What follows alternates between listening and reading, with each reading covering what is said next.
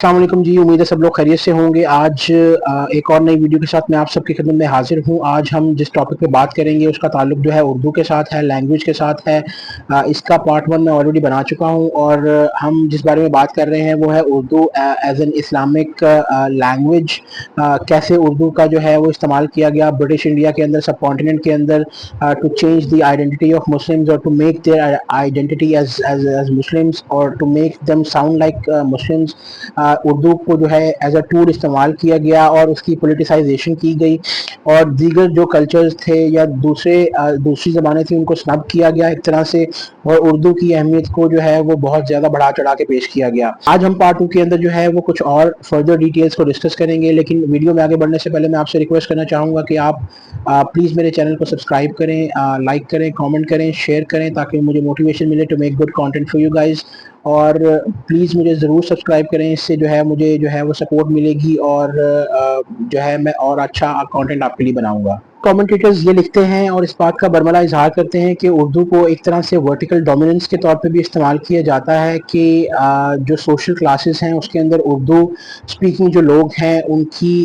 Access जो है वो इकोनॉमिक अपॉर्चुनिटीज़ के अंदर जो है वो बहुत ज़्यादा होती है और as compare to other people जो उर्दू नहीं बोलते, और इस वजह से जो है उनकी अपॉर्चुनिटीज़ या इकोनॉमिक अपॉर्चुनिटीज़ जो है वो बहुत ज़्यादा कम हो जाती हैं। बहुत सारे कमेंटेटर्स का ये भी कहना है कि जो उर्दू एक तरह से जो उसको इस्लामिक टच दिया गया और उर्दू ज़बान जो है एक तरह से लोगों पे नाफिज की गई, चाहे वो उर्दू हो या पंजाबी हो, एक तरह से वो सबऑर्डिनेट किस्म की लैंग्वेजेस हैं इन इन इन कंपैरिजन टू इंग्लिश। अब वर्टिकल डोमिनेंस की जो बहुत सारे कमेंटेटर्स बात करते हैं वो ये कहते हैं कि इंग्लिश जो है वो सबसे ऊपर है और जो लोग इंग्लिश बोलना जानते हैं उनके पास इकोनॉमिक अपॉर्चुनिटीज़ कहीं ज़्यादा हैं एज़ कम्पेयर टू दोस्त जिनको उर्दू आती है। अब जिन लोगों को पंजाबी या उर्दू आती है वो उन तक जो इकोनॉमिक अपॉर्चुनिटीज़ हैं वो किसी हद तक वो उनको हासिल कर पाते हैं, लेकिन जिन लोगों के पास जो है वो रसाई नहीं है उर्दू की या वो उर्दू बोलना नहीं जानते, वो एक तरह से उनकी इकोनॉमिक अपॉर्चुनिटीज़ जो हैं वो बहुत ज़्यादा कर्टेल हो जाती हैं। बहुत सारे कमेंटेटर्स जो हैं इस बात का भी इज़हार करते हैं कि जो बांग्लादेश की जो स्ट्रगल थी या उनकी जो उन्होंने मूवमेंट स्टार्ट की वो लैंग्वेज मूवमेंट थी, बिकॉज़ उर्दू जो है वो उनके राइट्स को स्नब कर रही थी और जो कल्चरल एलीट थी जो उर्दू को इम्पोज कर रही थी उनके ऊपर, ईस्ट पाकिस्तान में बंगालियों के ऊपर, उनको जो है शेख मुजीबुर रहमान को और बंगालियों को ये किसी तौर पे भी पसंद नहीं था। अब बहुत सारे कमेंटेटर्स ये कहते हैं कि जो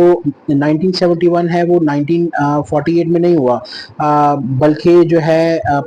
जो 1971 में पाकिस्तान जो है दो हिस्सों में बटा, उससे पहले के सालों के अंदर जो है एक तरह से उर्दू को बहुत ज़्यादा इम्पोज किया गया लोगों के ऊपर और उनके ज़हनों में ये बात डाली गई कि Urdu is the superior language, और अगर आपको इकोनॉमिक अपॉर्चुनिटीज़ जो है उसको हासिल करना है तो आपको जो है सबसे पहले उर्दू तक रसाई हासिल करनी होगी। इसके बावजूद या इसके अलावा जो है वो आपको इकोनॉमिक अपॉर्चुनिटीज़ जो है वो नहीं मिल सकती। की नज़र में ये जानना बहुत ज़रूरी होगा कि जो रेशल मेंटालिटी है जो एलीट के अंदर पाई जाती थी कि उर्दू का निफाज करना है, उर्दू को जो है प्रिवेल करवाना है लोगों के अंदर और एक तरह से ये तासुर कायम करना है कि Urdu is the superior language, इसी चीज़ ने जो बीज बोया बांग्लादेश की लैंग्वेज मूवमेंट का, और इवेंचुअली जो है वो with the passage of time जो ग्रीवेंसेस थे उनके, शेख मुजीबुर रहमान की क़यादत के अंदर जो है उन्होंने जो है अपने आप को आज़ाद करवाया पाकिस्तान से। और जो हमें देखने को ये मिला कि उर्दू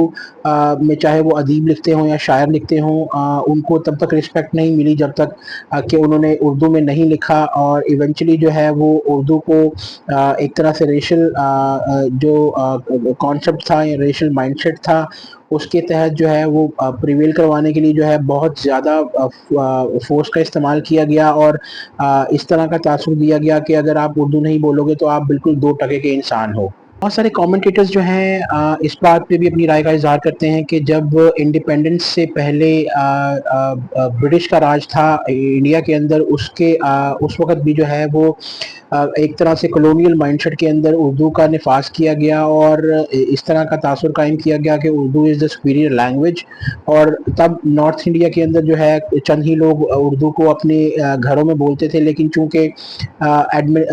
برٹش کو اردو کو ایز اے ٹول استعمال کرنا تھا، تو انہوں نے اس کو ایز اے ٹول استعمال کیا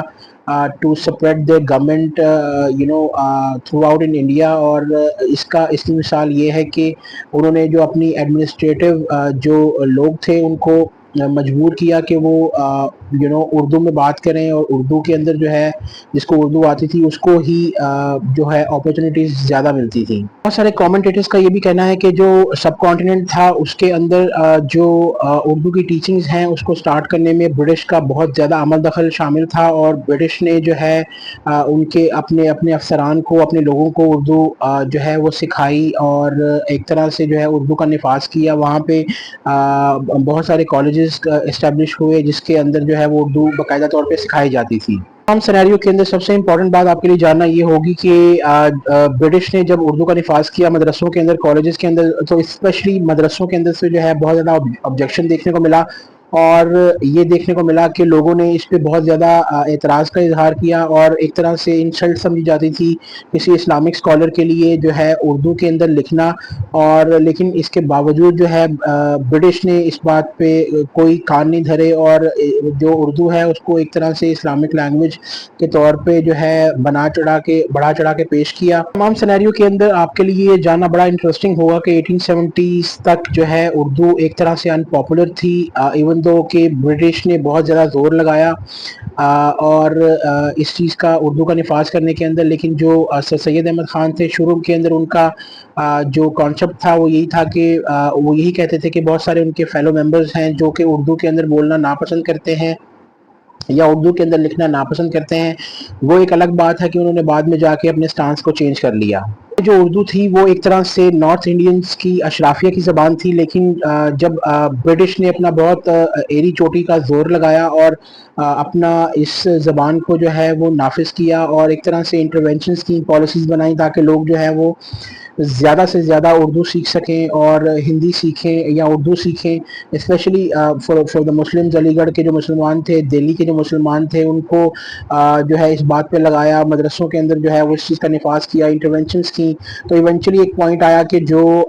لوگ تھے وہ انہوں نے خود ہی اس بات کو سر تسلیم خم کیا، اور اردو کا جو ہے وہ ایک طرح سے اس کو ایکسٹینڈ کرنے لگ گئے. بہت سارے کامنٹیٹرز کی نظر میں اس تمام سینیریو کا، ان تمام باتوں کا جو کرکس ہے وہ یہی ہے کہ اردو کو پولیٹیسائز کیا گیا برٹش کے ہاتھوں. برٹش نے یہ کام کیا، اس کے بعد جو ہے وہ علی گڑھ کے لوگوں نے کیا، مسلمانوں نے کیا، اور ایونچولی جو ہے وہ جو ایک زبان اردو کی زبان جو کہ ایک طرح سے نارتھ ایسٹ انڈیا کی اشرافیہ کی زبان تھی، اس کو زبردستی جو ہے وہ اسپریڈ کیا دیگر کلچرز کے اوپر، اور ایک طرح سے یہ تاثر قائم کیا کہ پنجابی زبان کی کوئی اہمیت نہیں، یا پشتون زبان کی کوئی اہمیت نہیں، یا بلوچستان کے لوگوں کے کلچر کی کوئی اہمیت نہیں، یا بنگالیوں کی کوئی اہمیت نہیں، جس کی وجہ سے جو ہے وہ ڈفرینسز کافی زیادہ بڑھے. اور پاکستان کی آئیڈیالوجی کو اور مضبوط کرنے کے لیے بھی جو ہے اس کو اردو زبان کو جو ہے ایک طرح سے اسلامک آئیڈیالوجی میں کنورٹ کر کے ایک طرح سے پیش کیا گیا، اور یہ بتایا گیا کہ Urdu is an Islamic language. یہ تھی میری آج کی ویڈیو. امید کرتا ہوں آپ کو اچھی لگی ہوگی. میرے چینل کو ضرور سبسکرائب کریں پلیز. میں آپ پہ ڈیپینڈ کر رہا ہوں، مجھے سپورٹ کریں. سبسکرپشن اگر آپ کریں گے تو آپ کا کچھ نہیں جائے گا، مجھے موٹیویشن ملے گی. تو پلیز میرے چینل کو ضرور سبسکرائب کریں. آپ کی بہت مہربانی. آپ کو میں ملوں گا نیکسٹ ویڈیو میں. تب تک اللہ حافظ.